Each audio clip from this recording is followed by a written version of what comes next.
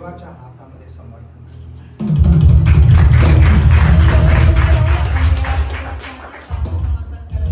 सर्वांनी आपण आपल्या जागी उभे राहूया.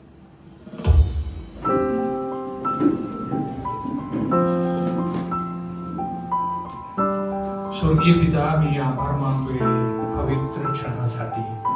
प्रभू, हे बाल तुम्ही भोरे परिवार आणि धुमक परिवार सच्ची तुम्हाला माहित आहे जेनेसिस मध्ये उत्पत्ती आहे. आम्ही विश्वास ठेवूया त्यानंतर भूकंप येईल आणि त्यानंतर देव येईल आणि गणना येईल.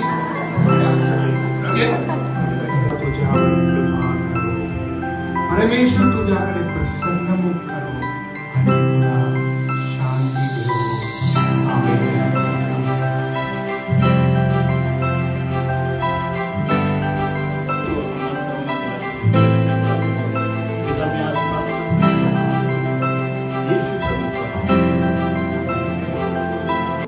शुभकामना शुभकामना